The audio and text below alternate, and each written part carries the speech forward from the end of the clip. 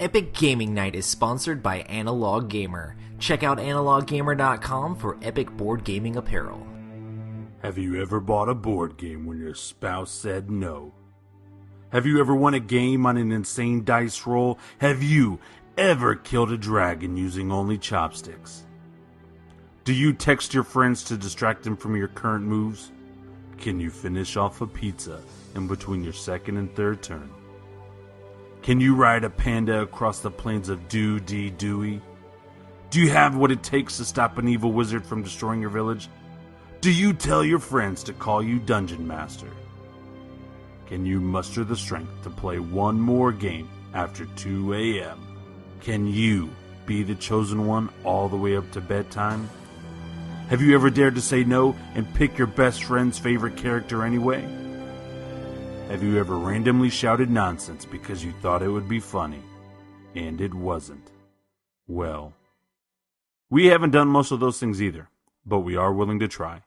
Join us as we explore the world of board gaming and all the crazy things that come with it. Welcome to the Epic Gaming Night Podcast.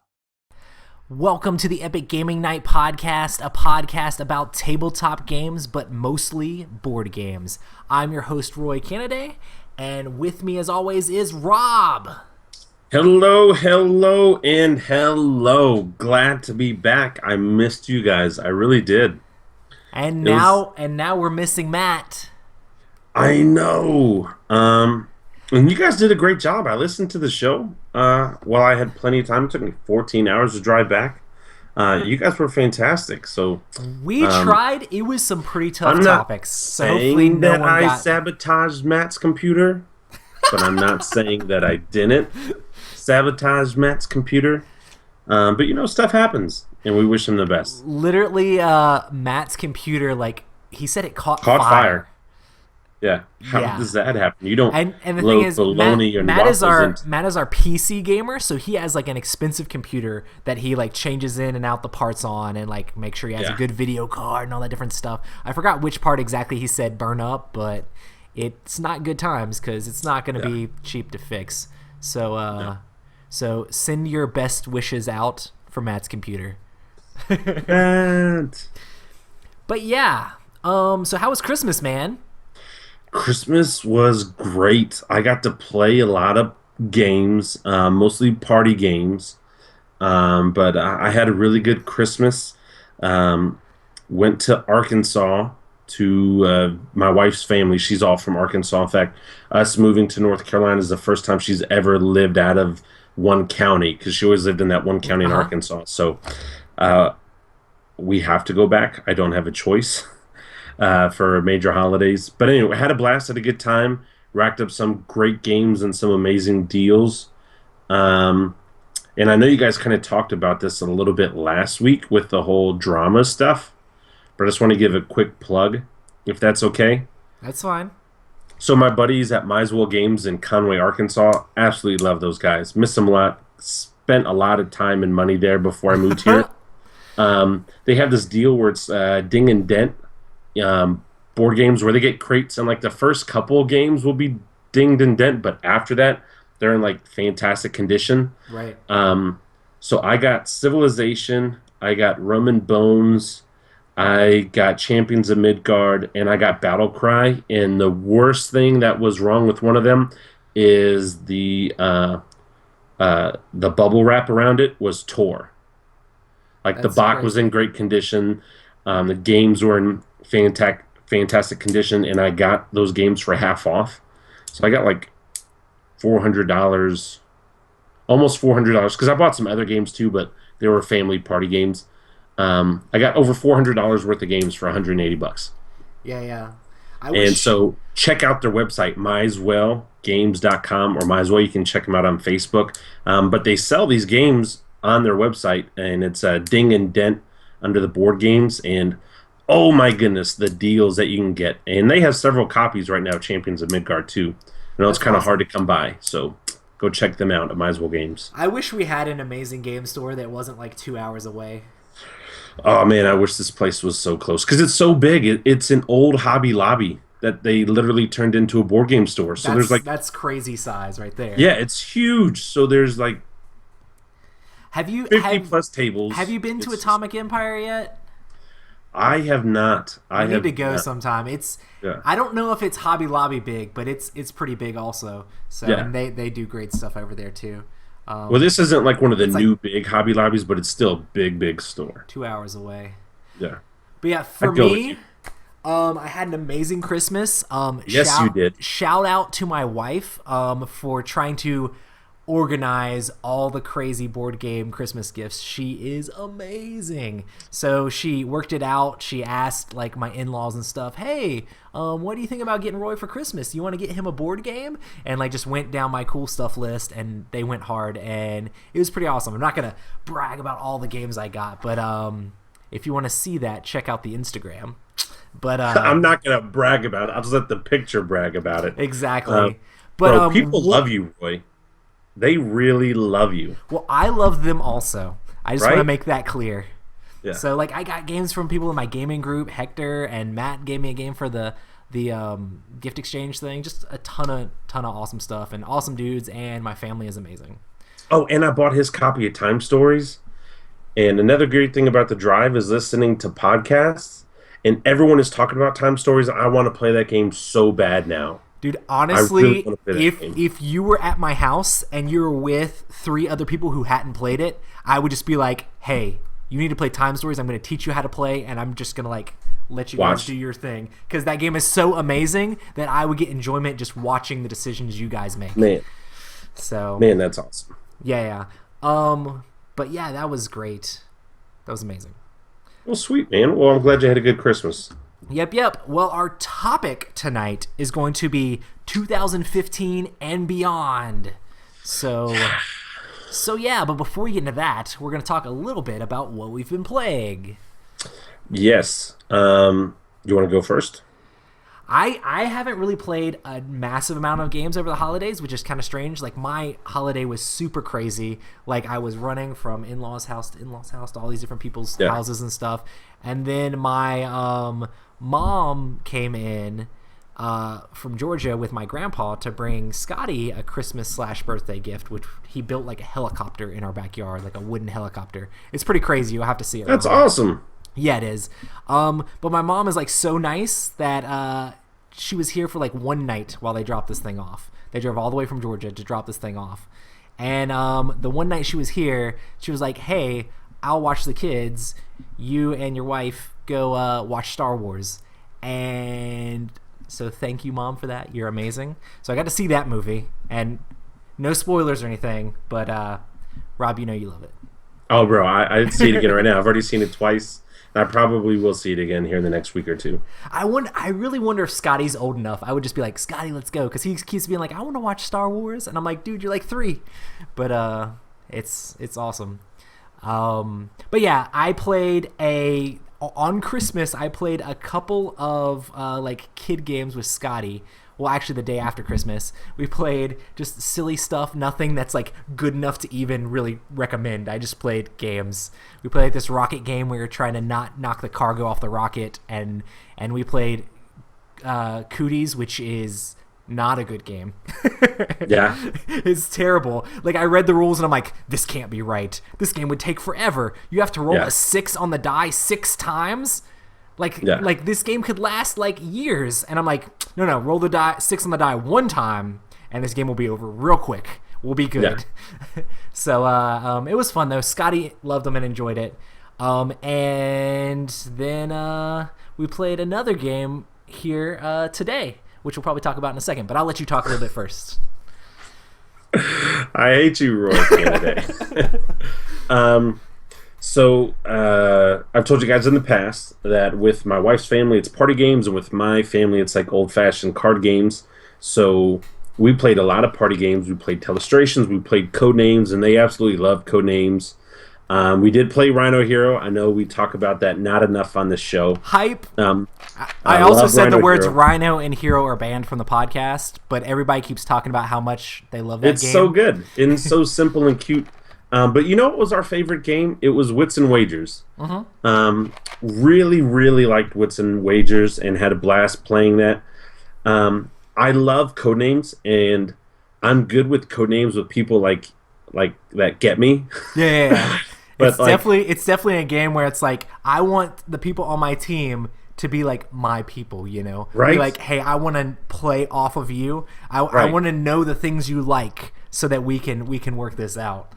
Well, like for example, one of the words one time was like tackle, and so I'm thinking like sports or stuff like that, and my in-laws keep guessing like fishing stuff, and I'm like, oh, okay, they're talking about like a fishing tackle, but they're real outdoorsy hunting, fishing people, and I'm an outdoorsy person, a little bit, not like they are, but I like going hunting and fishing and hiking and stuff like that. But we were just not seeing eye to eye at all on code names, and it got really bad. I think one game there was only one round. People used more than one. It would use more than one. And what I mean by that is like, that's crazy. You guess metal one.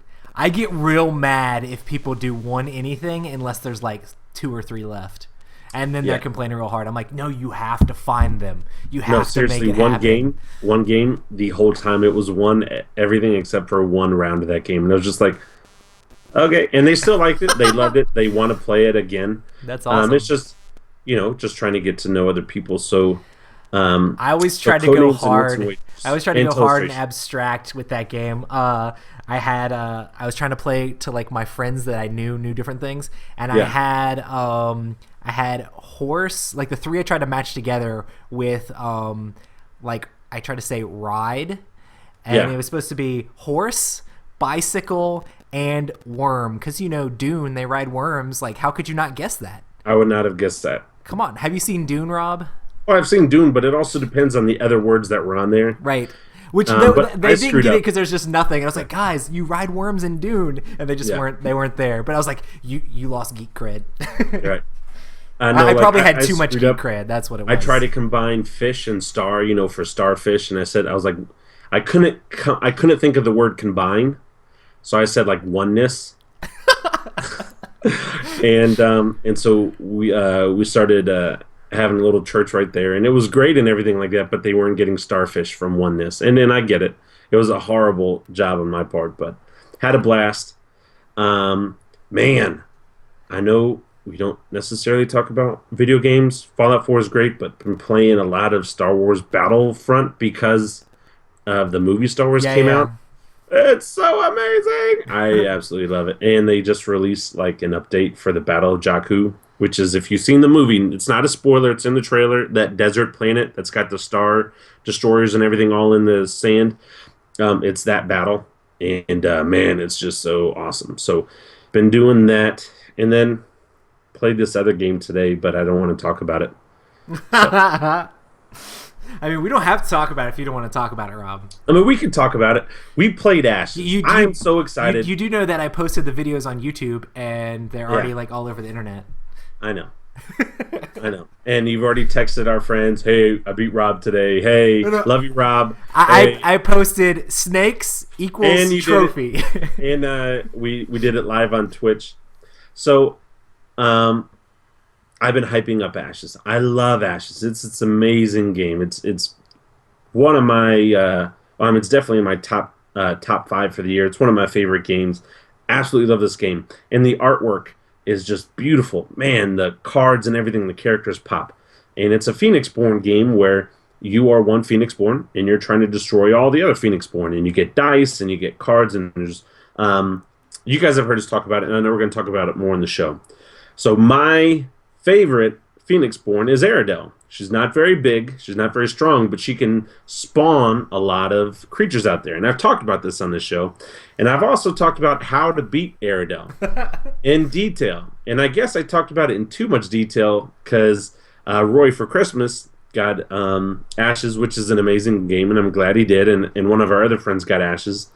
And so I was like, we were talking, and we're like, hey, let's play a game today.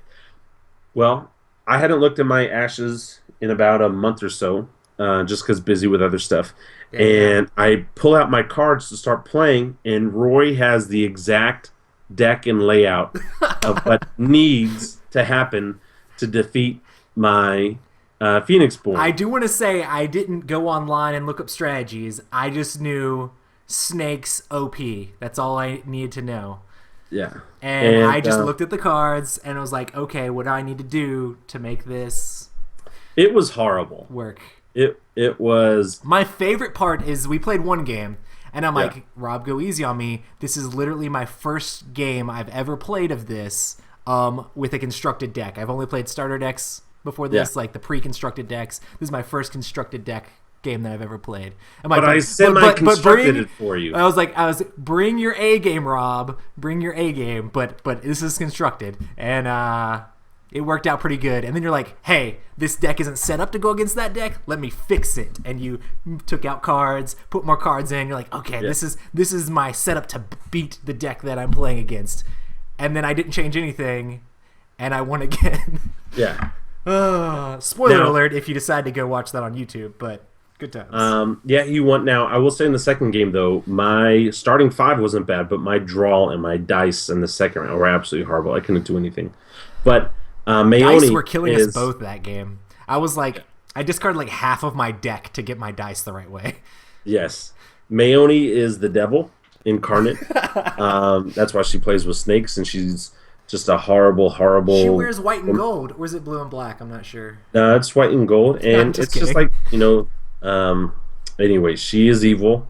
She's the only Phoenix-born that I struggle with Aradel. But now, because Roy beat me... I got you out of your box, so now you're gonna like try some new things, gonna make some new things happen.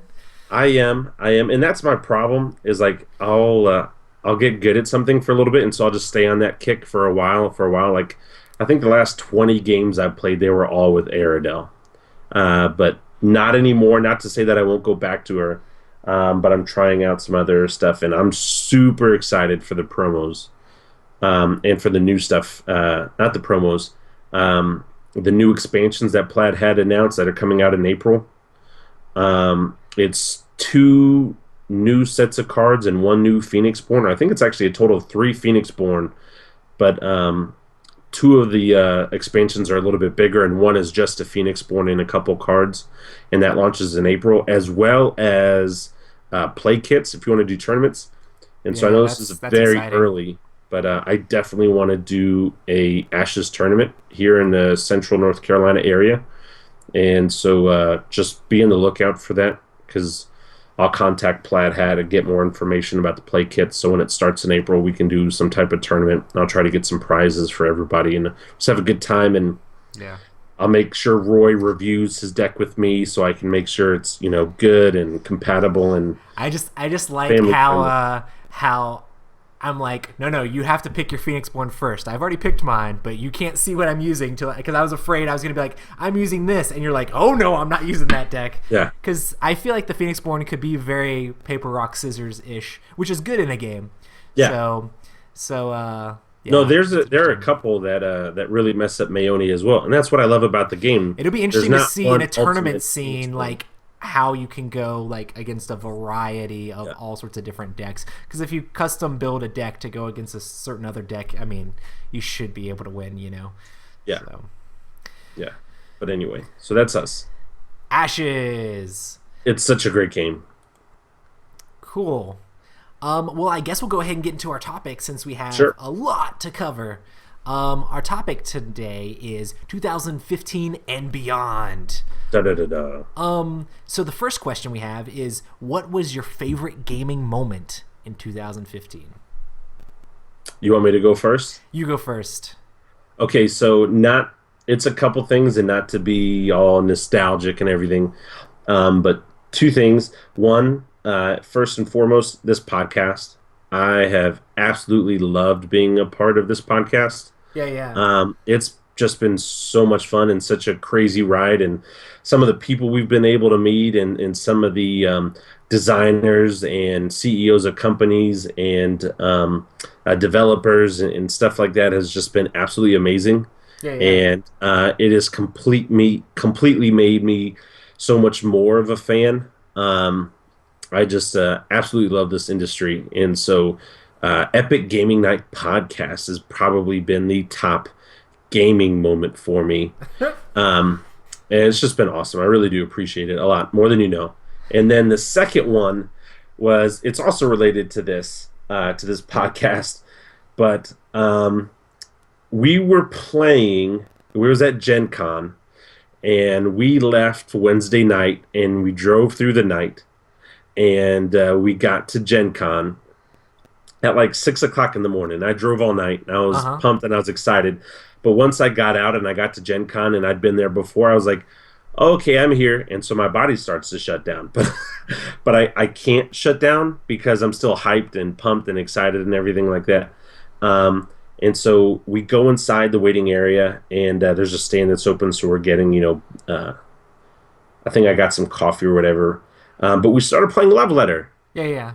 And we were just playing, doing our own thing. It was me, you, and Steven, and then some random guy that we didn't know just started playing with us. And, man, I just thought that was every so cool. round. Well, yeah, he started explaining all this stuff, and I thought, man, this is so cool. And that's another thing I love about board gaming. Yeah. And then also at Gen Con, we were in line to go see the Dice Tower, and we got a bunch of people together to play Spyfall. Yeah, that and was I thought, man, this is just so much fun. We're just waiting in line. Hey, who wants to play Spyfall? And not like we became best friends or anything, but we made a couple friends, and then the rest of the con was like, "Oh, Spyfall guy, you're the Spyfall guy, yeah." And so that was a great time. And then Brandon, getting to hang out with Brandon Pleshik at Gen Con, him and his wife, them getting me coffee. Cool. Yeah, that coffee saved my life. I still owe you like $4 or $5 from that.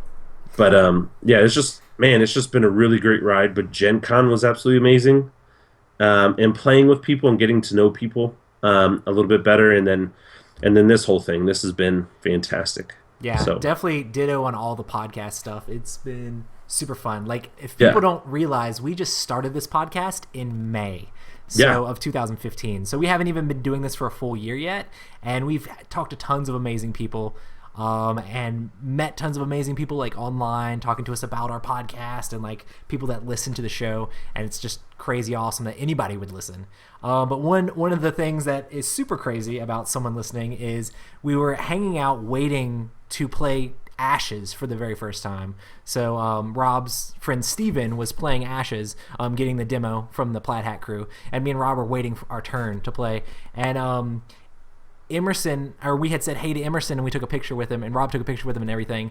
But then he comes back over to us and is like, hey, I know you guys. I watch you guys stream on Twitch. Like, I listen to you guys' podcast. And the fact that a designer of a game that is amazing and is a really nice guy, like, actually knew who we were. Like, Emerson is awesome. So, and then he like made sure to sign your copy of Spectre Ops the next day. Oh yeah. And we played Spectre Ops that night, and it was the first time I had actually played it, and it was a lot of fun, like actually meeting a person in the industry who had actually like recognized us. And then also we had Isaac on the podcast before Gen Con, and Isaac said a ton of nice things about being on the podcast and how far we're going to go and stuff like that. So Isaac is our best friend, so that's true. Absolutely he is. I'll add to that. What was great about the whole Emerson thing is when we got our picture beforehand, and if you guys see a lot of those pictures, I just take pictures with, because I'm a fan with these people, but we weren't saying, hey, we're fans, listen to our podcast. We were just being fans. So we didn't tell Emerson that we were with Epic Gaming Night. We were just like, bro, we absolutely love your games, and the fact that you're doing Spectre Ops, this is so amazing, and you're partnered with Plaid Hat for future stuff. And so it wasn't brought up. He was like a genuine listener. He recognized us. He saw us. He put two and two together. He said, I recognize your spiky hair. I'm like, oh, thanks, man. Yeah. And then shout out to Isaac. He's a great hugger. He is a good hugger. So, but yeah, that was a lot of fun. And we also in that same, like a couple minutes later, Mark Street came up with his buddy from Board Game Corner, and I got one of those free wooden dice towers. And how awesome was that? And so just shout out to everybody. Shout out to the whole industry, and just absolutely love it. I couldn't be more thrilled. Yeah, another amazing moment that I remember as far as gaming goes. I was playing Codenames with, it was actually he's not really like co-host, but like the co-guy for Watch It Played, and several other people like that were his friends, and like some other just random people at the Secret Cabal meetup at Gen Con. And they're like, Rodney, come play. So Rodney Smith sat down and played, and he literally played the game for like a couple minutes because of what happened. Someone said they were going to donate to his Indiegogo fund, which he was running at the time, if Pip could select the specific card that was part of their team. And there's 25 cards. I think like one had been revealed, so he had like barely any chance for like actual success. But it's like, if you can touch one card, I'll give his Indiegogo $100. And he's like, all right, let's do it. Let's make this happen. And Rodney's like, oh, you're going to mess it up. Because Rodney was the code master at the time. He had given like a couple codes or whatever. And like we weren't very far in the game. And Pip's like, okay, for my bonus guess, I guess this one. And I forget which word it was. But it was actually the assassin. And lost them the game just right there. And that was my experience playing Codename with Rodney Smith and Pip. Because it was that short. Oh, yeah. But it was hilarious. There was nothing better that could have happened. So that was a lot of fun. That was awesome. I'll also say, gaming moment wise, we played a lot of amazing games this year. But the one I really can't get out of my head is War of the Ring. Oh yeah, man. Oh my goodness. Like, and I know we're going to talk about great games that we have played later on the show, but that game, when I came to your house and we played that Saturday, that was just absolutely epic. That was just so amazing. Such a great game, and so big and so thematic. I mean, it really felt like Lord of the Rings. It wasn't just because of the minis or the map that we were playing on, just everything that happened and part of the campaign and all that stuff happened. It just, I was even telling my buddies back in Arkansas about it, because we were at my friend's store and there was a copy there on the half off shelf. I almost bought it just to resell it. And I was like, oh my gosh, this game is amazing. You would love this game. So Stephen Bonacor's favorite game. It is Stephen Bonacor's favorite game. But the War of the Ring, absolutely awesome gaming experience. I think one of like my dream like game things that will never happen, but like if you could go to New Zealand to like the setup where they still have like a lot of the Shire stuff set up, if you could literally play War of the Ring on a table inside of Bag End, could you imagine like how awesome that would be? Like literally like sit in like Bilbo and Frodo's house playing War of the Ring. Like it would be stupid. Bro, your nerd rep would be through the roof. like you would just immediately start to grow super huge hairy feet. If you live in New Zealand and you haven't already done this, like you're so much closer to doing that than I am. So like you need to make that happen. Well, you know what they did with The Hobbit? They made that permanent attraction now in New Zealand. Yeah, I know. The Shire is there permanently now. They built it into the place. It's never, I mean, it's not supposed to ever come down. That's awesome. That would be crazy.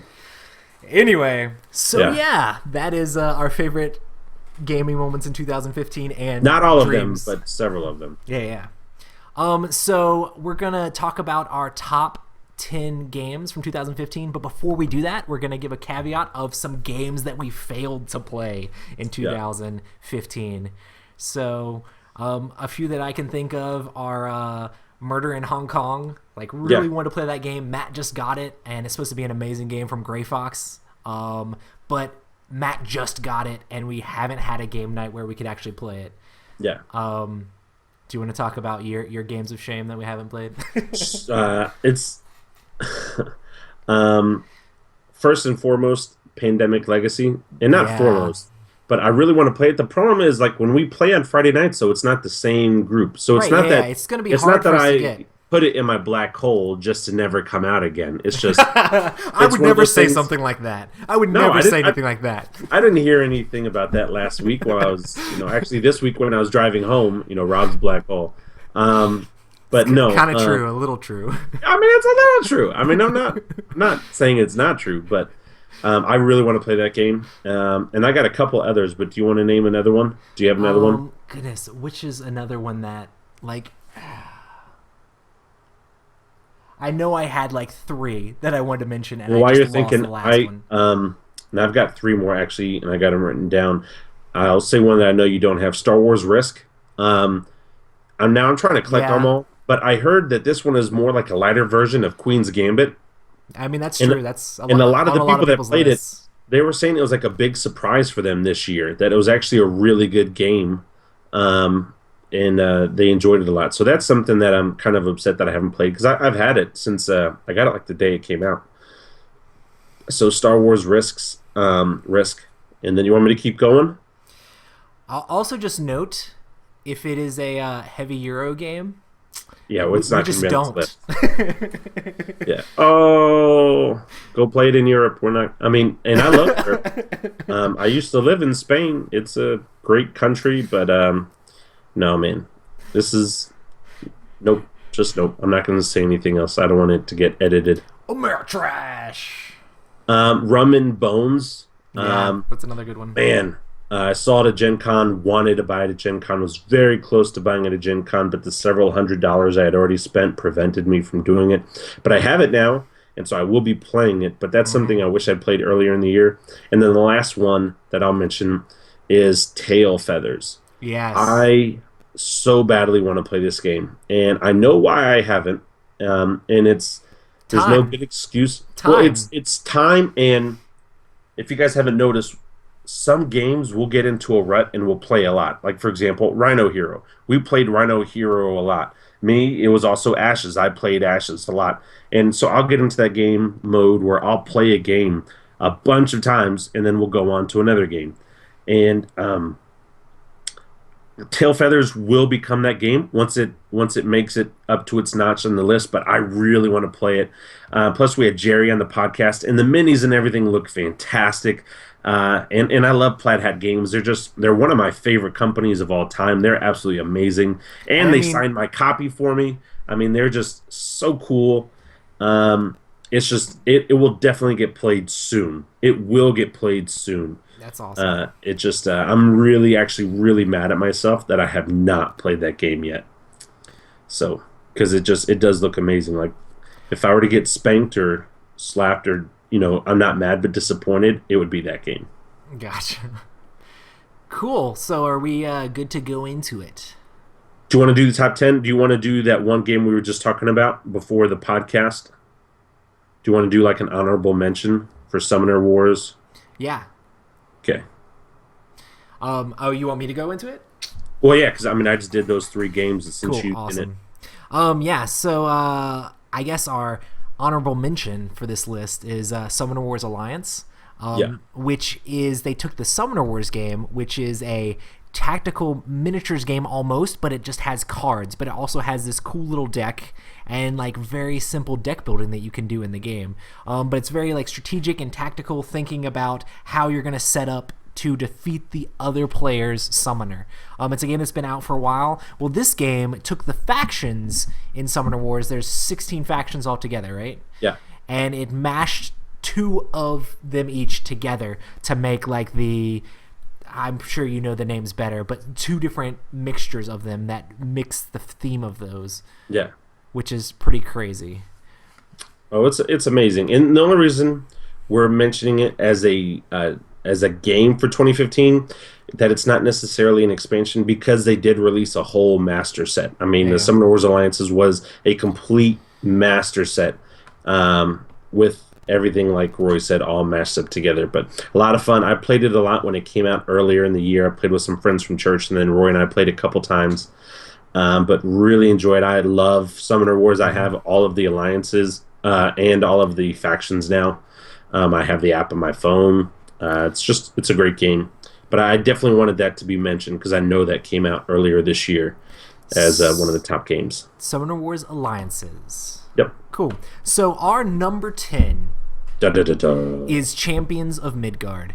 Champions of Midgard is a Viking worker placement game where you have different workers like you would in a normal worker placement game, and you place it around the board to collect resources of different types. But the cool thing about this game is you are using these workers to also collect warriors And there's 3 different types of warriors. There's like a spearman, a axeman, and a swordsman. And they are all different dice that you are collecting. One of the main ways to get victory points in this game is by defeating monsters. There are trolls you can fight.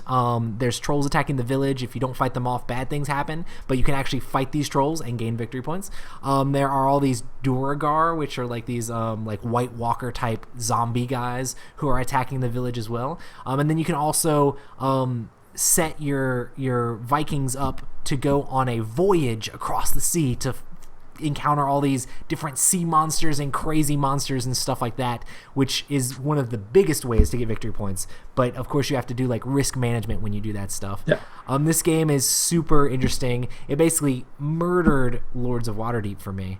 But yeah, the mechanics are very just straight up worker placement, and with a lot of awesome dice rolling and like quests and different things like that.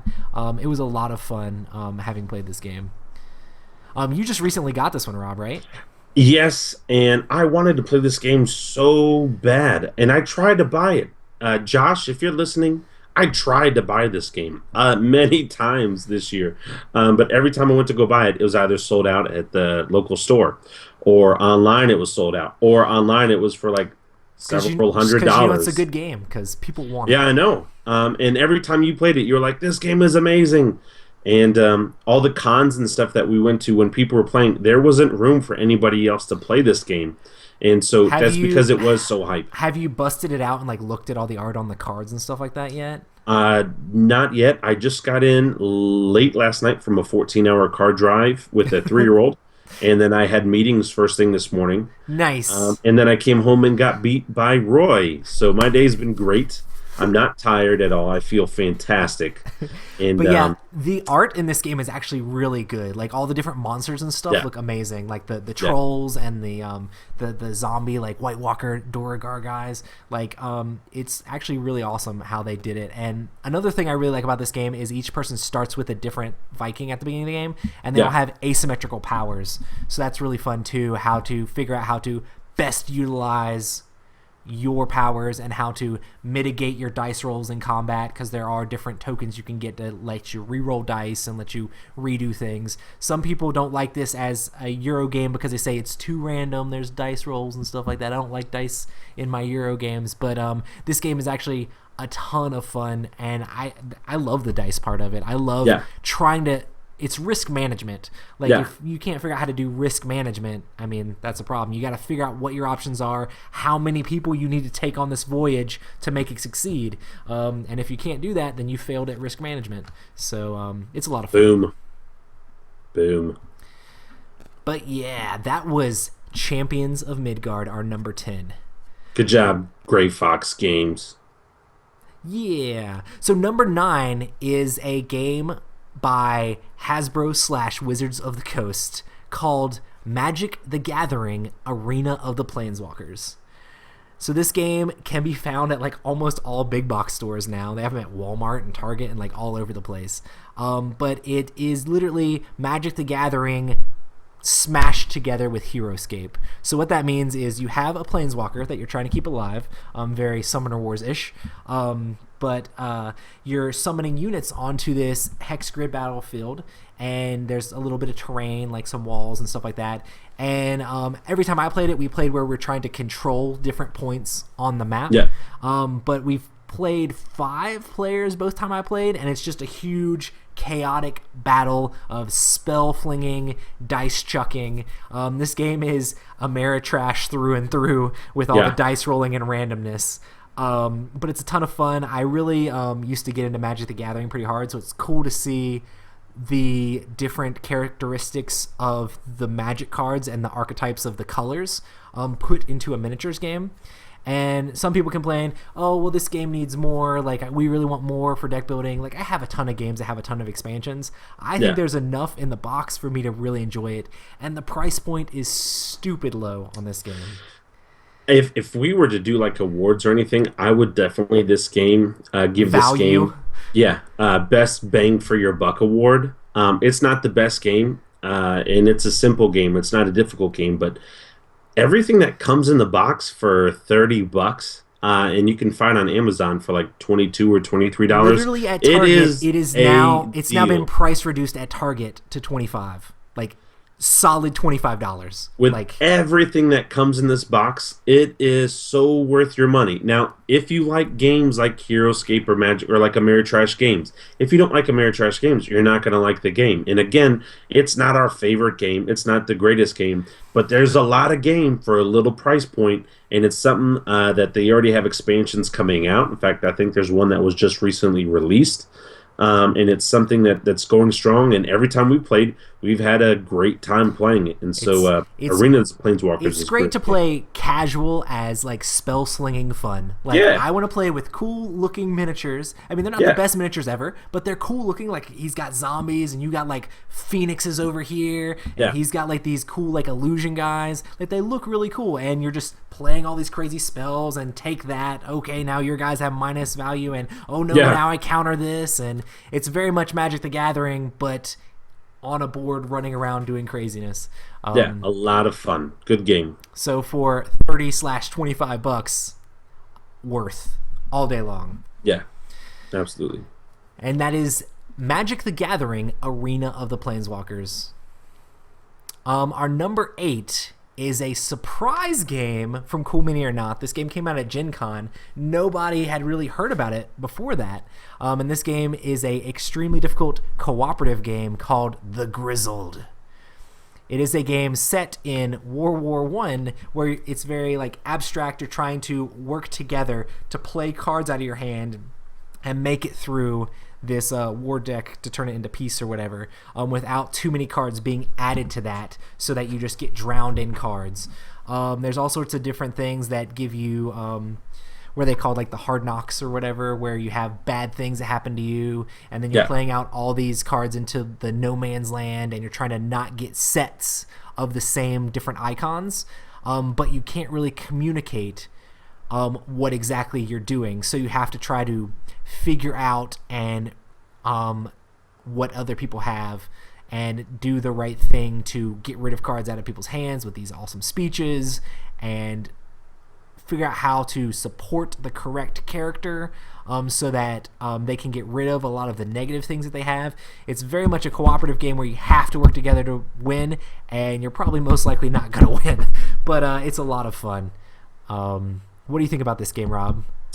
The more I think about it, the more you want to cry? No, actually, the less I like it. Really? Here's the thing. Like, we didn't know about this at Gen Con. We really didn't get on the hype train till after everybody got on the hype train with it at Gen Con. It's a fun game. Don't get me wrong. I do enjoy playing the game. But there's a couple things. One, first hearing about the game, everyone's like, man, this game is so hard. You know, like, we've never won a game. There were several people that have said that.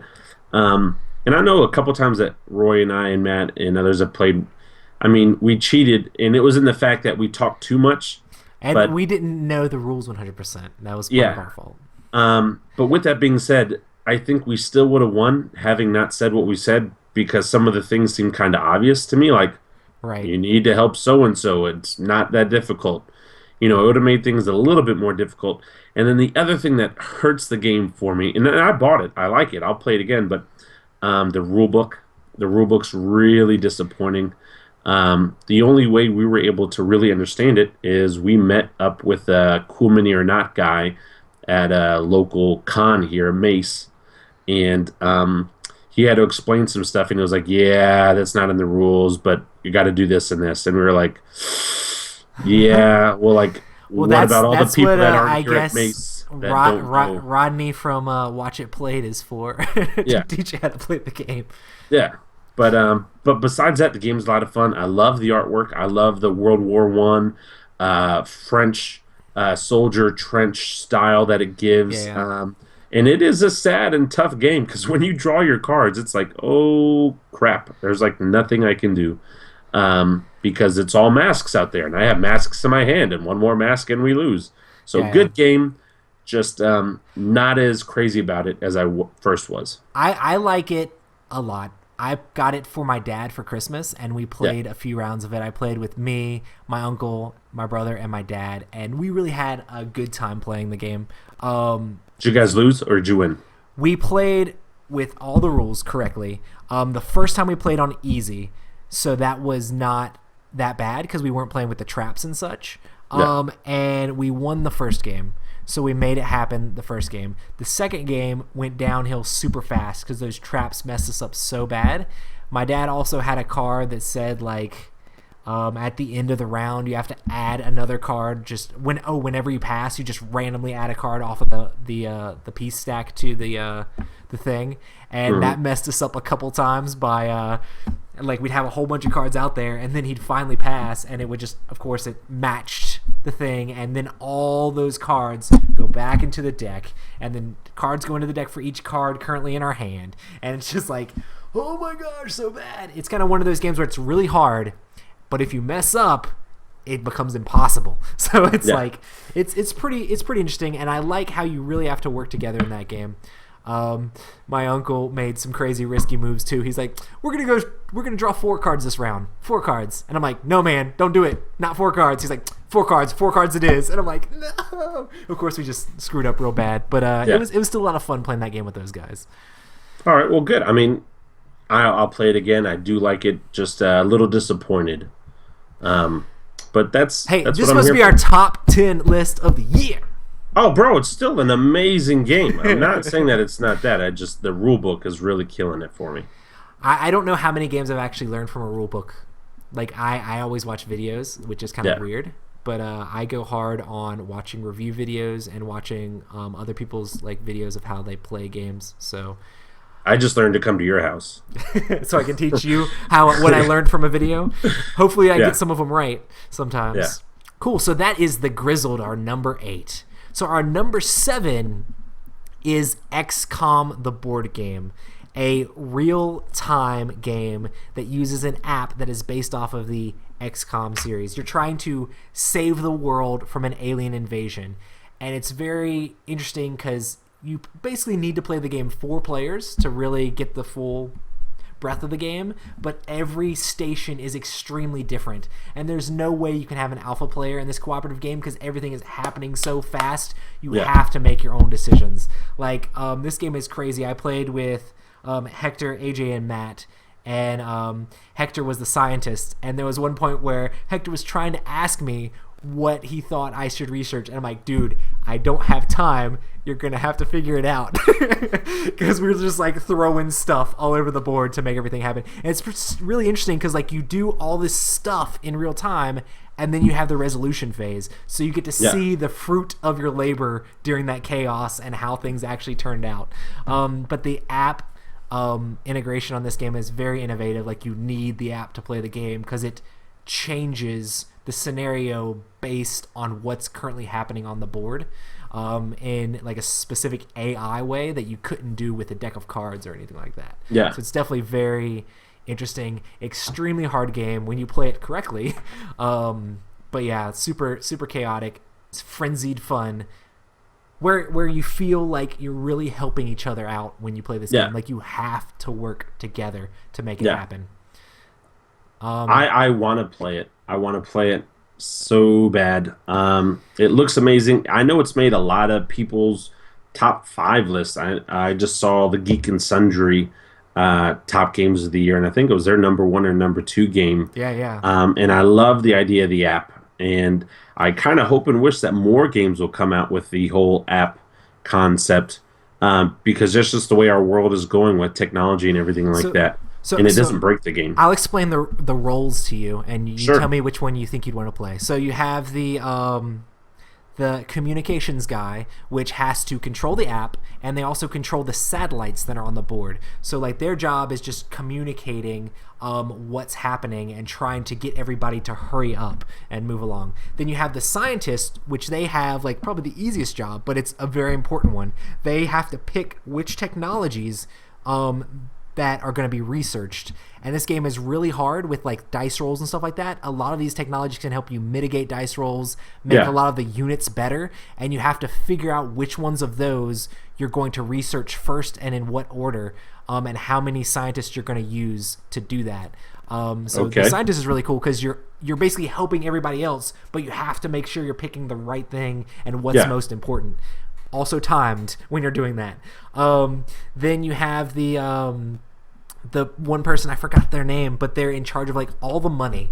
Like they have to make sure that they don't over budget, like they don't spend too much, and they also control all the planes that have to fight off the UFOs. So they're putting planes out on the board. They're telling you, dude, no, we don't have the money for that, or yes, put more scientists on there, or we can't afford more satellites right now, or hey, we can't afford more units to go attack those aliens now. We gotta hold back. So you have to be like the money manager guy, and then you also have the guy who sends out the troops to go in on the different missions. And this is actually, I'm pretty sure this is how the game actually gets resolved. You have to complete a specific number of missions before you get to do the final mission.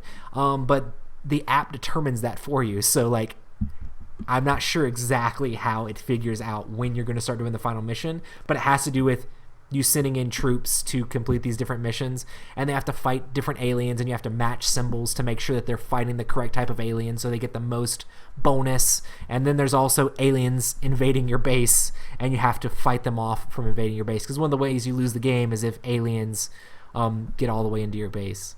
So which one do you think you would like to be stressed out most on? I would like to be the money guy or that army send out guy. Yeah. I don't know. I already work in a pretty stressful environment, and you're like, not that it's stressful. I got this. But yeah, I work for my mom. My wife is my office manager, and my daughter is my other boss. So like, I'm constantly being told what to do. So that's easy. Not easy, but I'm used to being bossed around. But it looks so amazing, and I would like to try one of those because I think I can make good decisions in like a stressful period. Like, okay, do this. I mean, I've had leadership training and other stuff like that before. Not that like that matters for board games, but I love stuff like that. Like, I'm the type of guy on the last play of the game, give me the ball. Like, I can do it, and so that's awesome. Yeah, we need to play, man. We need to play. Let's do it. That is XCOM, our number 7. Our number 6 is another Fantasy Flight game, but this one is set in the Warhammer 40k universe.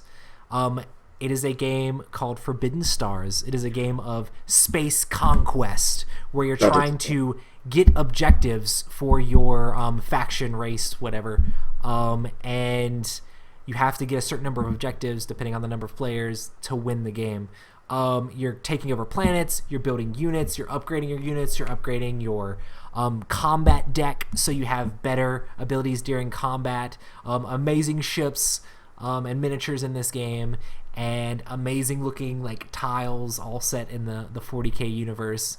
The cool thing about this game is you place out your orders all on the board, and then you take those orders sort of in reverse action of how you placed them, so you have to be smart on which areas you're placing things. And if like you place a thing to activate and maybe move in there, it's face down, people don't know what it is, but they can place their token on yours as long as they're adjacent to that area, and they could kind of hold you up so you can't go and invade that area until they're sort of ready for that to happen, until they pull their token off of there.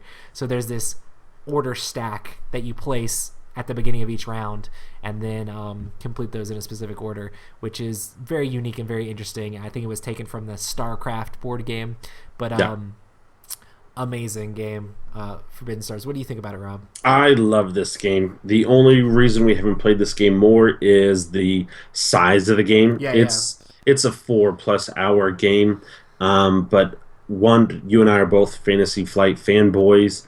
They just make good games. I love big box games because they look great on my shelf, but they're also fun to play.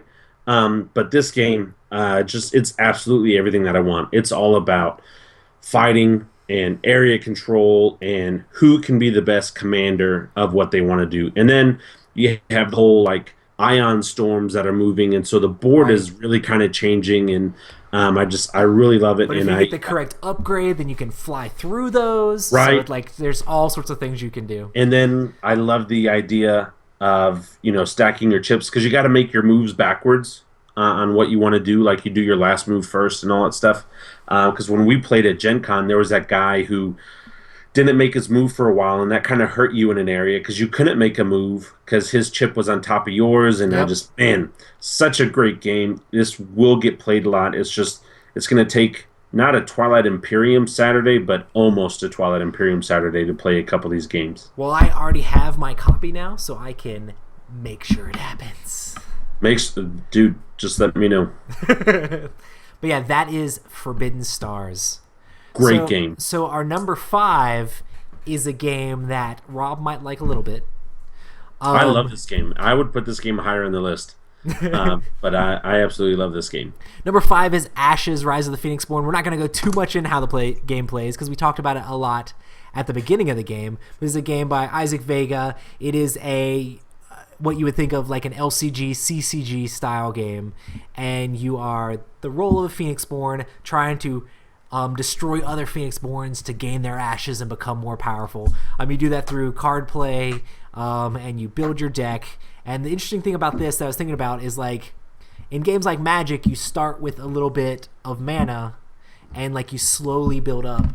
An interesting thing about this game is you start with a bunch of mana, and you have to figure out how to manage those resources. Like, you have this pool of dice, and you have to figure out how to best spend them. Because once you run out, your opponent might still have some, or might be able to build theirs up more, and they can keep going after you've already petered out, and then you have to wait till the next round to actually be able to do more stuff. There's a lot of unique things. Like, you see a lot of these CCGs come out that are the same cookie cutter as like all these other ones. Ashes is very much different than a lot of these other ones. The attacking is very unique. The dice and resource management is very unique. The starting 5, and you get to pick your starting hand. The game is absolutely amazing. I love the idea of the dice for exactly what you said. It becomes a mana management resource. And we just say mana just because Magic has been out for so long. It's not mana, we get it, but such a fantastic game. It's so beautiful. Fernanda don't play. She does not play. She does such a beautiful job. Even the box, just looking at it, I'd buy the poster. It's just a cool piece of art. But the game is just so amazing. I love its future. And it's so cool because now when I think of Isaac's Twitter handle, he's had Isaac's Ashes for a while on his Twitter thing, and so it just lets me know, like, wow, he's been thinking of this game for a while because his last name is not Ashes. But it's such a great game, and the game itself is fantastic because the box comes with every single card, and it comes with all the dice. He actually talked about how he's been working on this world for like years. Yeah. On our podcast. So. Yeah, but great value also because everything comes in the box, and it's not going to go out of sync where like Magic, the standard decks go out. But yeah, absolutely love it. Love. I really enjoy how it has like 6 Phoenixborn, right, in the starter box. It starts off with 6. And you have pre-built decks. You completely do that. As a board gamer, like, that's amazing. Like, there's no chasing rares. You can play with these six starter decks and like mix and match them. And you can play the game for a long time. Very like Summoner Wars-ish. It feels like that. You get a ton of value in that box. And then once you want to go more hardcore, you can mix and match the decks, deck build, but you don't even have to do that if you don't want to.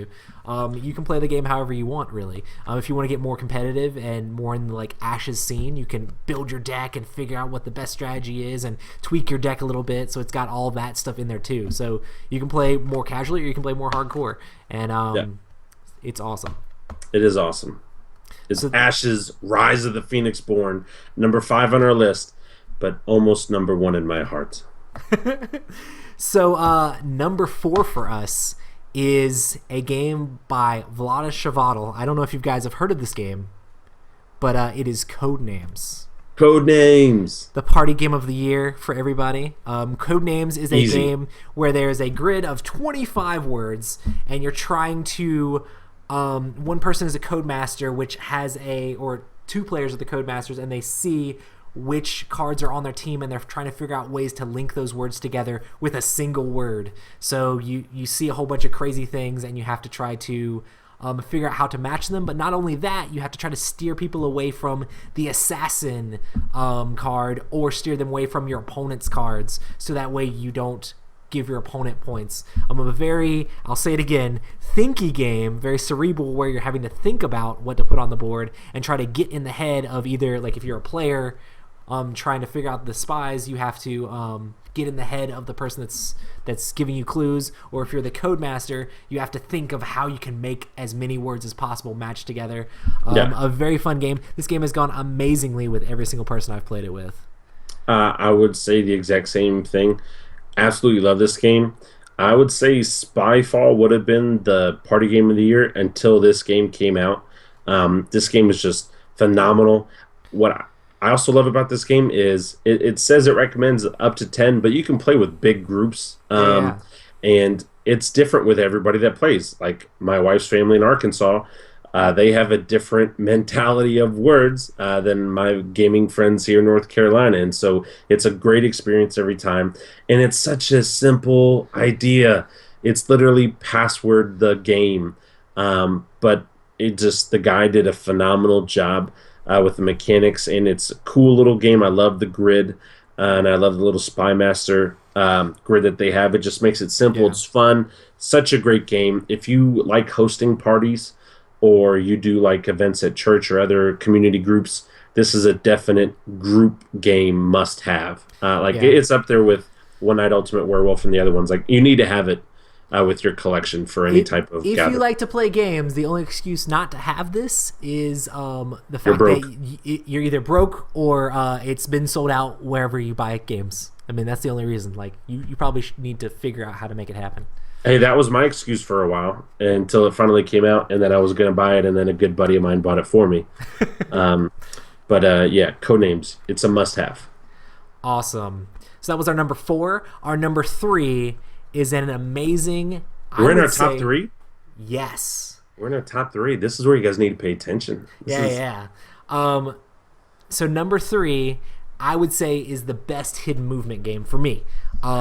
It is awesome. 100%. 100%. Super easy to play.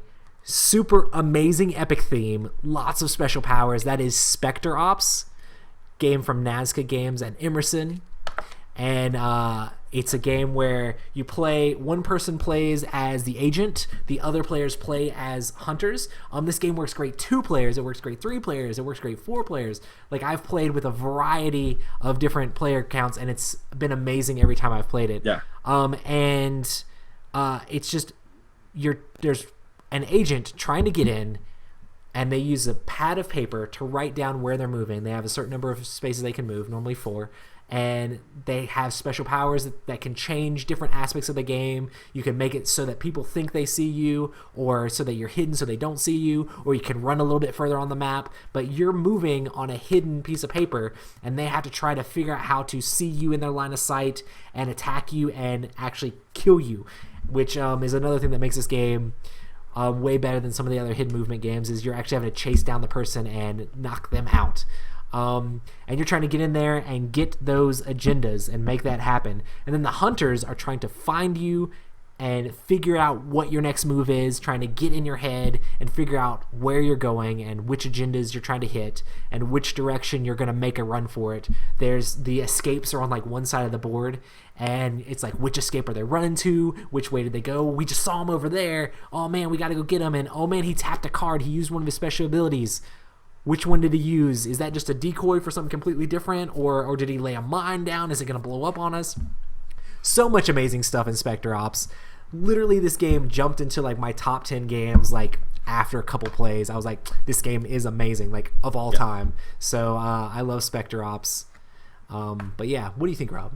100% agree with everything that you said. Absolutely love Spectre Ops. I love the powers that everybody has. Yeah. And so it really makes the game more cooperative because the powers work very well together. There's not somebody who can just be that alpha player. And so it makes every single character very important. And it also brings people closer together. I think when you play the game, there's more of that team aspect of trying to hunt down somebody. I would say this is probably my favorite board. The board for the game is just so beautiful and shiny, and it really has that factory feel to it where like you're running around pillars and bombs and around vehicles and down this path. I mean, one thing we probably didn't the mention prettiest yet board is the miniatures are epic. Like I was about Chad to get did into a that. crazy, amazing job. Like Yeah. these super like sci-fi, like crazy, like animal people, and like all sorts of like crazy agent characters. Like it's the miniatures in this game are amazing. Yeah, and then I love the Snake Eyes shout out, even though it's not Snake Eyes from G.I. Joe, but that's who he looks like to me with one of the hunters. But the board in the game is just so beautiful. And then, Roy just said what I was about to say. The miniatures are absolutely amazing. My favorite hunter is the Beast, and he is such a beast. He's just so ridiculous. Love this game. Absolutely love this game. I'll probably get Fury of Dracula for the nostalgia. Everyone's saying it's a great reprint. I'm not in a hurry to get it, and even when I do get it, I'm not going to like it like I like Spectre Ops. It's just Spectre Ops is just that great, and it works well together, and the story is really cool too. My thing about Spectre Ops is like the ease of play. There's a lot of really cool special abilities, but like, it is easy to play. Super easy to get someone into. Like I'm pretty sure I could play this game with a lot of people, and I can just be like, "Hey, this is how this game is played. We're gonna have a good time." The rule book is less than 5 pages, because the first page is the backstory of the game, and then the next 4 pages are here's how you do this, here's how you do that. Go. Super easy to play, super easy to get into, lots of depth and lots of strategy. Like it's awesome. And the replay value is crazy because let's say you play with the same group, everybody has a chance to be the hunters or the spy, and then or the agent. And then after that, you learn. Okay, well, I tried this a lot, and everyone keeps catching me, so maybe I should try this. I mean, the replay is out of the wazoo, and I know that they're talking about making an app for the game because of the paper that comes with the game. Eventually, you're going to run out of the paper when you play it enough to be able to write down your moves. And so I know that's something that Emerson just announced at BGG Con that he's working on an app for the game. And so that's exciting. And another thing that's kind of a spoiler, but it's not really a spoiler for this game, is I was at the right place at the right time. I went to go take my picture with Eric Summer at Gen Con, and as I was walking up, he was talking to somebody, and I heard him clap his hands, and he got real giddy, and he was like, "Man, did you see that Spectre Ops expansion? That was amazing." And of course, that wasn't out for the public to hear, but it was awesome. And then when we had Emerson on the podcast later, he was like, "Yeah, he's working on it." So I'm excited for this game's future because it's such a great game, and that they're going to add even more to it. It just makes it so amazing. Emerson Matsushi, you killed this one. You totally hit it out of the park. But that's number 3, Spectre Ops. Hype. So cool. Super hype. So my number 2, I'm so sad that Matt's not here to talk with you. In honor of Matt? Yeah. But our number 2 is a storytelling game, a choose your own adventure game in the style of Myst or like those other point and click adventures, and that is Time Stories. It also has a feel of like Mansions of Madness-ish stuff to me, with like crazy puzzles and interesting story that you really have to think about what's going on. But in Time Stories, spoiler free, since this is a game that spoilers are very important, but you are all playing characters that are going back in time or into different realities to try to stop temporal rifts.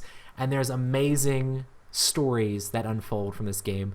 I'm sorry I can't tell you exactly the amazing things that happen to us because that would ruin the game for you. But just know that this game is ridiculous. The way it works is there's a bunch of cards laid out, and each character can go to look at those different cards. When you look at the back of those cards, you can see what happens at those different locations. There's these beautiful panoramas that you see, and you pick where you want to go. And you read the back of the card, and you're not allowed to read it to other people. You have to put it in your own words to them, which can mean a lot of different things, because you'll see, and there might be a part of it that you don't think is very important, but somebody else will later on a different loop, because you have a certain amount of time to do things, and then you have to actually start over. Someone on a different loop could look at that exact same card and be like, "Dude, you missed this part. This part's really important." Or, "Holy crap, I don't think it means what you thought it meant. It means we need to go over here." And it's all about putting these pieces of a puzzle together and figuring out how to do it. Another thing about this game is that they're coming out with expansions every quarter, and basically the base game is like the console for all these expansions, and you can plug in all sorts of different timelines and scenarios. This game is amazing. I've only played the base game, and this is my number 2 game. It would probably even be my number 1, but the rest of them voted me out on that, especially Rob since he hasn't played. But I love Time Stories, and I can't wait to see the future. Just from playing the base game, they've sold me on all the expansions. It's going to happen. I have not played the game yet, but I have played games with Roy, and as soon as Roy got done playing this game, he said that it was his number 1 co-op game ever. He said it worked and that well love together. Cooperative games. We play, well, that's what we do a lot in our group is cooperative games, and so for me, just hearing him say that sold the game, and that's when when we did our gift exchange, bought the game to give to Roy, and he couldn't because Roy already got it. I bought it. I told Matt immediately, hey, I'll buy it from you. I'll take it.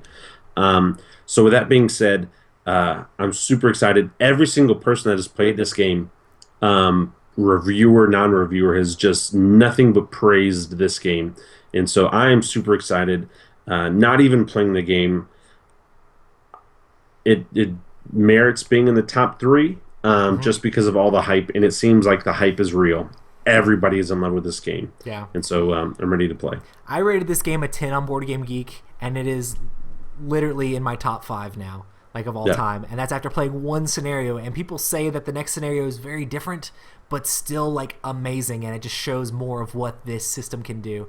The fantasy themed one is coming out like within a couple weeks, and that's going to be amazing. And I heard that it's like much longer and like all sorts of twists and turns, and it just really shows what this system can do. I can just see how they can use this game to do amazing things. I would love to see a lot of different designers and like different artists just make their own versions of this game, because it's crazy. But that is Time Stories, our number 2. Time Stories. Rob, I'll give you the honor. You get to tell everyone what our number 1 game is. All right, guys. Listen, hold on to something. This game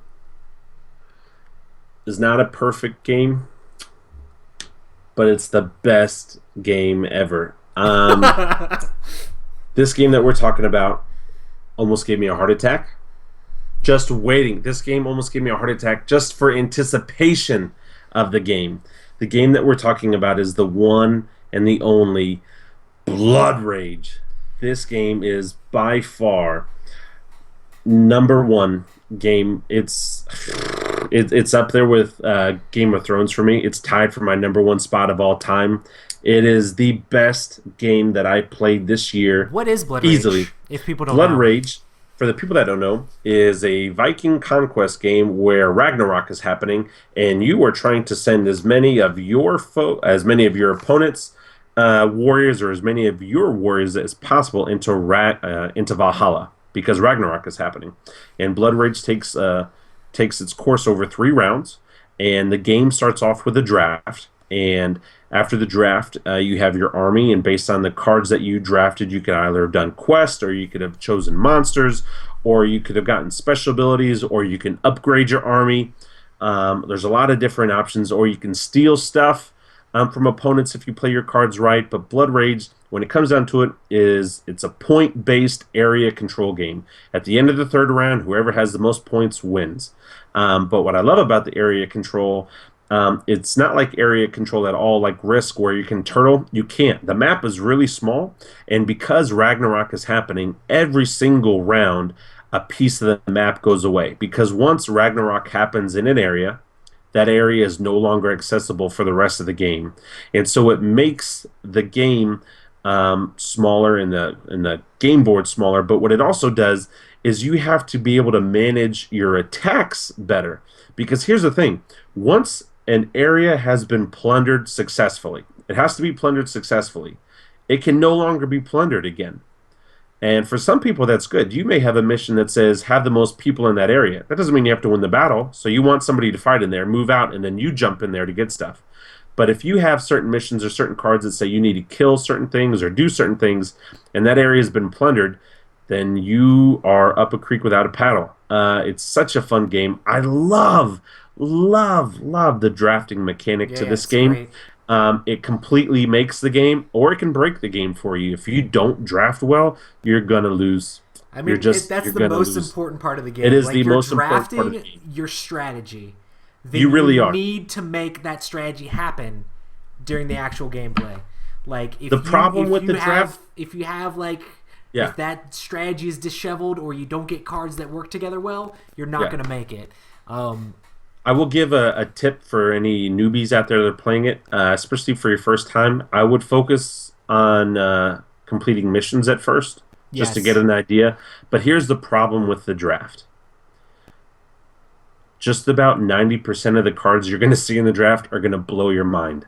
They are that amazing. And so the problem, every single time I've played the game, even when I played the game with people that have played it before, we take forever to draft because we're just like, oh my gosh, if I got this card, but I can't because I need this card. It's the combinations that jump through your mind once you start to see all the possibilities are endless, and it makes it hard. It hurts, Roy, to draft I want to give everything. Have you ever played a Magic the Gathering cube, Rob? Like an actual cube that someone's put together to draft? I've done the drafts with Magic the Gathering where you buy all the booster packs and you draft that. So what a cube is when you put like really, really good cards together and then you draft really good cards that are specifically set to a certain strategy. This, like, Blood Rage feels like not just drafting, but it feels like cube drafting almost, because you see tons of extremely powerful, amazing cards. It's like you have a handful of Planeswalkers. How do I use these Planeswalkers? In that, it's like, oh, look at all these monsters. Oh my gosh, this one does this one does that. Which one's the best to take? They're not coming back around to me. I know that much. So I better pick the rest one right now. So if I pass this, it's not going to get back to me. So you have to make the right decision when it's in your hand. And then I love when you're doing the draft and then you pass the cards and you realize the idiot that passed you this amazing card. And maybe they got even a more amazing card, but you don't know that because you can't see their hand. But then you get their hand of cards and you're like, how could you not take this card? This is awesome. I just get so excited every single time I play this game. Even right now, just thinking about this game, I want to pull it out and play it. And besides that, the board is good. It's not the greatest board that I've ever played on or anything like that.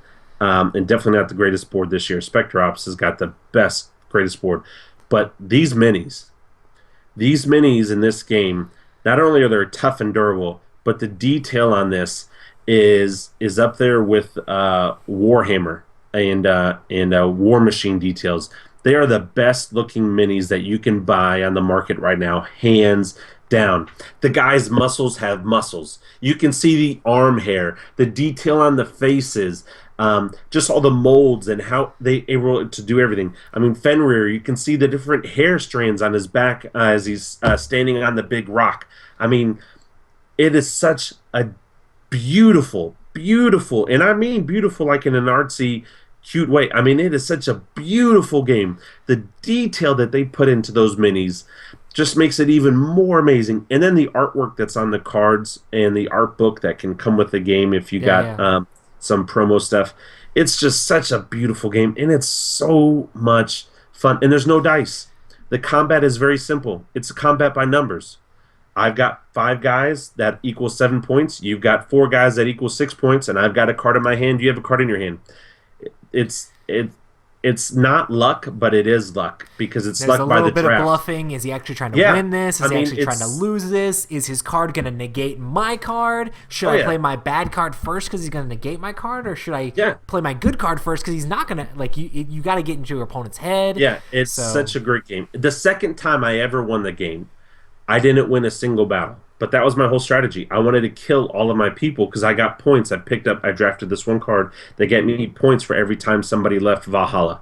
And so you don't have to be the greatest warrior out there to win the game. I won a game without even winning a single battle. Not a single battle. You just need to engineer quests in your favor and have way more rage than everyone else. I would recommend, if you know you're going to play this game with your friends, and you think I'm being funny, but I'm really not being funny. If you know you're going to play this game with your friends, and you've never played this game before, and you've never seen this game before, you get to your friend's house minimum a half an hour early. I'm not joking. Get there a half an hour early and ask to look at the cards. And all your other friends can do that too. It's not that it's cheating or anything, but they're so cool. They're just, and it's not a strategy thing, but just to get the shock and awe off of you, they are so cool, and the powers and the details. I mean, Eric Lane is already a phenomenal designer, but he crushed it with this one. This is the best Eric Lane game I've ever played. He did XCOM. He's done a bunch of other games. He's got the others that's coming out next year for Cool Mini or Not. He's a huge designer, but this is by far, for me, his best game ever. It's just so amazing. But go to your friend's house early, or buy it now and look it up, or try to find the cards online, but just to get an idea of how cool they are. Because every time I played this game with new people, the draft ends up taking almost longer than the gameplay itself, because everyone's just reading how awesome these cards are. Yeah. I'm not joking. I mean, what do you think, Roy? I think it's great. It's pretty great. I know Matt would be with me on my side. He absolutely loves this game. In fact, it's the one game that he constantly talks about with me. It's like, when he found out that I got it, he's like, "Can't we just play Blood Rage?" Like, I was like, "But we played Blood Rage just the other day, and I played it like last weekend." He's like, "No, but can we just play Blood Rage? Like, we should just play Blood Rage." So, we're definitely gonna have to get that game to the table way more often, and I really want to paint those minis so bad.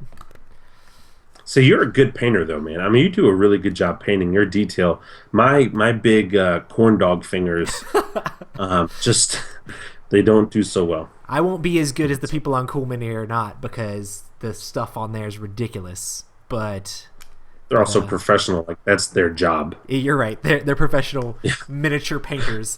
The fact that is a job that you can have is kind of crazy. Yeah.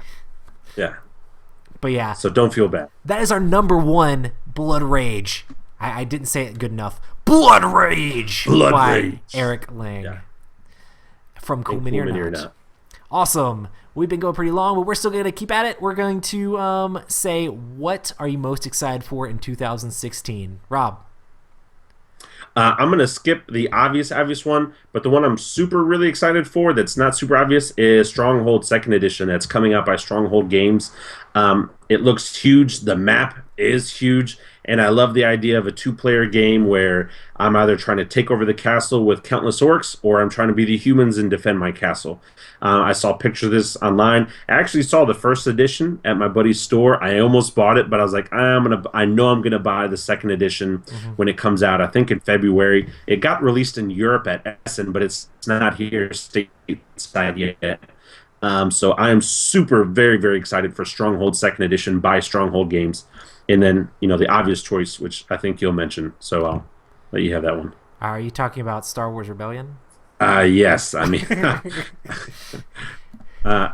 yes. Star Wars Rebellion is that 2-player War of the Rings-ish Star Wars game set in the original Star Wars trilogy. Yes, episodes awesome. 4 through 6. You get to play with Luke and all these other cool people that you love. And there's like Death Star minis that look amazing. And amazing 2-player game, very thematic. We're super excited about that. We've talked about it on a bunch of podcasts. So it's going to be amazing. It's that game is first quarter next year. No, I think they pushed it back to April. No. And so that goes a little bit into your guys' podcast of last week. Well, if it comes out in April and it's a Fantasy Flight game, does that mean the price online is going to go up because of all their shenanigans that they're doing right now? We don't have enough time to get into that. I really missed being on last week because I would have completely been a lot meaner than you guys were. Yeah, I try to keep it. I try to keep it cool. Try to keep it.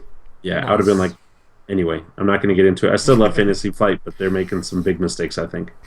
Awesome. But another thing as far as not just games go, but I'm super excited for like any events we go to this year. Like Gen Con's gonna be crazy. Like last year we went to Gen Con and people like recognized who we were and came and talked to us. I'm so excited we've talked to so many amazing designers and content creators out there. I'm excited just to hang out with those guys, get to meet people that like listen to our show and check us out on Instagram and all that stuff. And making friends. Yeah. Just making friends and playing board games with people and just talking about games with people. I'm excited to further the podcast and further Epic Gaming Night and hanging out with you guys more in 2016. Aw, thanks, Roy. Also, I'm looking forward to hopefully playing Twilight Imperium. Yes, we have to do that at least once a year. I mean, I have to. It has to happen. Yeah. Awesome. So, did you have any like gaming related resolutions from last year? Yes, and I crushed it. I wanted to get near 100 games in my collection. That was my goal for this year. And after this weekend, I'm now over 130. It's not good. I was really excited about that, and I love it, and I love the hobby. I don't think next year's going to be as aggressive because I think Matt hit the nail on the head a couple weeks ago because I bought a lot of older classic games that I'm really excited to play as well. So I think next year will be a lot of new games if I buy, which I say if I buy anything, I'm going to buy it. I can't not buy it, but I killed my resolution. Did you have one? My main resolution that I had as far as gaming goes was, one was I'm going to start a game group that's going to meet every week. Like literally I didn't have a game group that met every week until like this year. I mean, I had stuff like further in the past, but like recently I hadn't as far as like 2014. But 2015 I started this, just my game night, and then it progressed into podcast or stream. It progressed into streaming the game night, then it progressed into podcasting the game night, which is amazing. But the other one I had was my resolution to try to play every single game that was in my collection at the beginning of the year. So I played all of them except for 16 games, which I have a bunch of games. I played a ton of amazing stuff. Let me see. The entire list, it's too big. It's too big to say the entire list. On top of all the games that you got after the beginning of the year as well. And I played most of my new games. Yeah. Like I play my new games like that. We played it. So yeah, you did great. The games that I didn't play, I haven't played Dominion at all this year, which is kind of sad. Not that sad. I haven't played Lord of the Rings, the cooperative game, like the Reiner Knizia one. Yeah. I haven't played my copy of Arkham Horror, but that's because every time I would think about playing Arkham Horror, I'm just like Eldritch Horror. Let's play Eldritch. I haven't played Mage Knight just because that's hard to get to the table. I haven't played Pandemic, which is sad. I haven't played. Was there a look? Did you give me? Was that just a look? Well, like, I mean, it's not your fault because regular Pandemic. I want to play Pandemic Legacy, but I haven't played my copy of regular Pandemic, mostly because that's like a family game, and I feel like my family has played that game out, maybe. Yeah. And then D&D Conquest of Narath, Castle Ravenloft. Those are actually funny. Probably the reason I haven't played either of those at all is because pieces from them are being used at a prototype for a game that's never going to happen, but they're still in that prototype. So very fantasy themes. I haven't played Android, the board game. Do you know what that is? Yeah, isn't that's the one that murder mystery type of game? Yes, but that game is like ridiculously long and ridiculously complicated. I still like really like that game and I want to play it, but it's a task. And then there's several other ones, Ghost Stories, but stuff like that. I almost bought that this weekend. I saw it there and I was able to. But I was like, no. Dude, if you want to borrow it, let me know. I do. We're gonna beat that game, Roy. The only problem is I want to beat it with you because you said you haven't and you don't want to. It's like that kid who's burning inside you now. Yeah, it's just and for Matt too. We want to beat it with you. We feel like us, the three amigos, could do it, man. And Hector, the three amigos and Hector. And Hector loves co-op games. I love Hector. He's such a great guy, and I love AJ. We say that every week. Every week we say that. He's so sweet though. Like you could literally beat him up, and he'd be like, "I deserved it. I stepped on his shoe." Like, it's such a sweet guy. AJ's not so sweet, but I wouldn't fight AJ because he's like a Super Ninja. He's like a diamond belt. Awesome. Well, do you have any resolutions? Yes, I'm going to try to do what you did. I'm going to try to play my major games.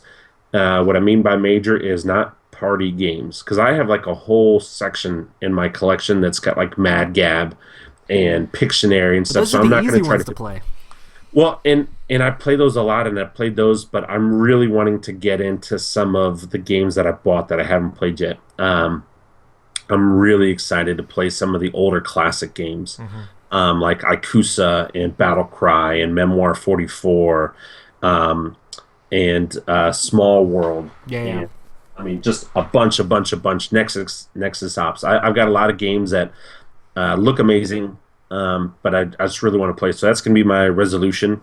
Yeah, what I did was I made a list in my phone, and every time after game night when I knew that I played something, I would just look through and be like, oh, I played that one, check it off, played that one, check it off. Just had like a checklist in my phone and just checked them off as I did it, so I could look at my list and see what I had left to try to play.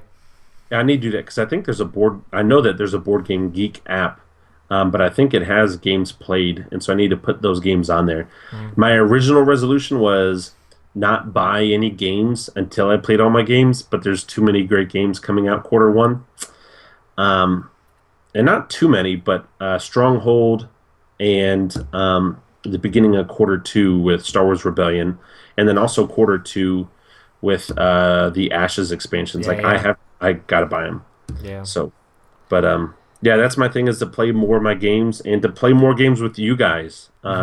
I'm also with Roy. We're going to try to go to more cons this year. Right. And it's not that we're anybody. I mean, we're just friends and fans that started a podcast, and Roy has been amazing. And I mean, he's definitely the leader and the visionary of this whole thing, and I'm very honored to be a part of this. But we've just really met a lot of cool people, and we've had a lot of fun. And I'm excited to play more games with you guys and to beat you guys at more games. And maybe let you beat me at a game or two. But yeah, I'm really excited about 2016 and what it has in store for us. Did you say your resolution was to win more games in 2016? It depends, bro. If it's the first time I ever play a game, I never expect to win, and I don't try to win. Yep. And if it's a game I really like Game of Thrones, I don't try to win it because I know that I more than likely can. So I try to get people to like the game so they'll play it more. So it all just depends. But now, after listening to last week's, I kind of have this burning desire to beat you at everything. Since I heard you say, yeah, whenever Rob's there, I want to just crush Rob. Whenever he's not there, it's, hey, I love everybody, but Rob's there. So I like that. The truth comes out, which we already knew that. You and I are competitive, but we get along. That's important. If you're gonna be competitive and talk smack with your friends, make sure that you're friends and you get along. And Roy and I really do get along. He's a great guy. So yeah.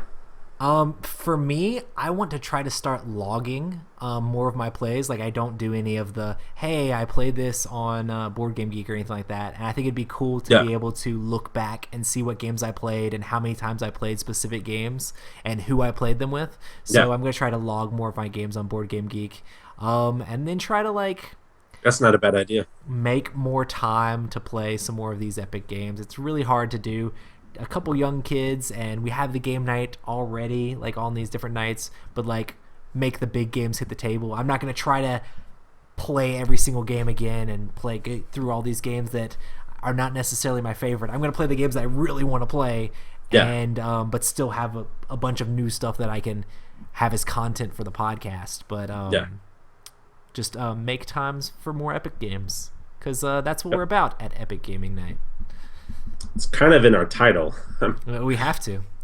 Right? So. Awesome.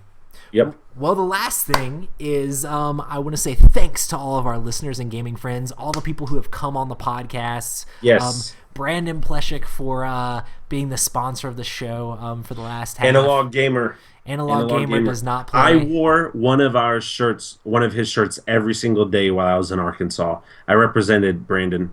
You're an awesome guy, and thank you for the coffee. And thank you for designing my shirt. I really appreciate all the feedback. But yeah, and just it was an amazing start. We started in May, and where we've come to so far, like this year, I'm so excited to see what happens in the future and going forward with this podcast. It's been so much fun. And we don't do this because we make money. We make nothing doing this. We are in the hole doing this podcast. But our wives will tell you that's very true. But it's been a lot of fun, and we do this because we love board games and we love interacting and helping people out. Anytime anybody has any questions and asks me about a board game, I find joy in like trying to help them out.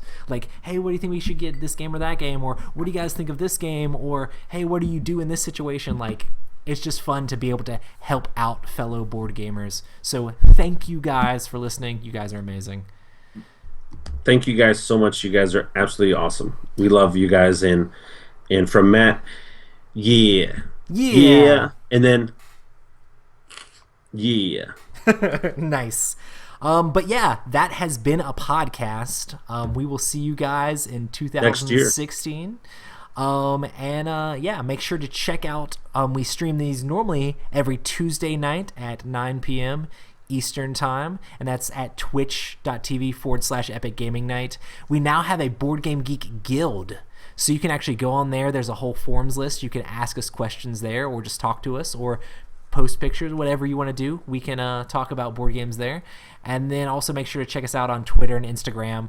We post like all the games we're playing on Instagram. We post pictures of our collections. We talk to people, answer tons of questions. Make sure to hit us up on those things. And then follow, like, subscribe. YouTube is youtube.com/C/Epic Gaming Night. We post the videos of these podcasts. We post videos of games we've played. And make sure to check us out on all those things, and iTunes reviews. Thank you guys. You guys are amazing. Thank you guys so much. But yeah, I think it's been a good year, man. Oh, bro, this year has been phenomenal. I mean, look at everything. Are we still on? We're still on. No, but the show's over. The show's over. Peace now. Every time I'm trying to be like, let's just casually talk about something as the music is playing. Right? You're just like, are we on? Bro. Are we on, guys? I'm like, I gotta cut this. Well, because you're like, all right, man, thank you guys so much. It's been a great year. Thank you guys. And then your tone goes, it's been a good year. Like the tone changes. So I'm like, oh, okay, like we're off. But then when I go back to listen to the podcast, no, we were not off. And then you kept recording. So sometimes it's off, sometimes it's not, and I have to like go in and decide what I want to actually cut. Like the ending of the podcast with Alex was just so crazy and weird. Yeah. He was like, you should end it now. You should end it, Roy. I'm going to take this over. I'm like, but like there was no like good stopping point to like cut that stuff out. And I'm just like, but I kind of want some of the stuff he said after that in. So it's kind of like, freaking, we do it live. Right? Who cares? Yeah. And then everybody gets mad. Like there are people that literally get mad that we talk after the podcast is over. They're like, "What did you say? Like I want to know. Yeah. I want to know more. I want to listen to more." Matt said, or AJ was watching when we were talking to Emerson, and Emerson's like, "Hey, are we still live?" And I'm like, "Let me fix that." And AJ got real mad because he wanted to continue listening with us. Yeah, it was after the podcast. Yeah. I remember that. So we literally cut the stream off, and he's like, "Oh man, why did you cut me off? I'm coming to your house. I'm gonna call you on Skype so I can listen." I loved, and I know we're not on anymore, and I should have mentioned this for an Epic. We're still on stream, but we're not I know, on but podcast. You remember when we were talking to Bonacore and Stephen Avery tried to hack our show? Oh yeah. That was just a fun, crazy, exciting moment. That's you make it when Stephen Avery is trying to hack into your show just so he can like mess with Stephen Bonacore. That was a fun show. I listened to his podcast. It's terrible. I like the guy, but they're halfway drunk while they do the podcast, and the first 20 minutes are "What are you drinking?" kind of stuff, and then they don't agree on games, and it's just funny. It's just funny. But he's a great guy. I don't want to say great. He's a fun guy. I really like him. He's not your normal role model or anything. Right. Yeah. I wouldn't like let my kids hang out with him for a week. The funny thing is he's a teacher, so he like teaches kids. And maybe that's why he drinks so much. But no, I like. Hey, Rubber Banditos, man, that was a fun game. Yeah. That was a good time. So no, but this year's been awesome, man. And I meant every word I said. This has been exciting, and I'm super super pumped for the future. Yeah, it's been. And I appreciate it. Okay, I'm going to turn the stream off, guys. Make sure to follow us on Twitch. Yes, and check us out on Instagram and like all of our stuff and comment. And Roy will comment back, and every once in a while I'll comment back. Whenever I tag you in it and say, "Hey, Rob," specifically comment back. Rob, thanks for commenting back.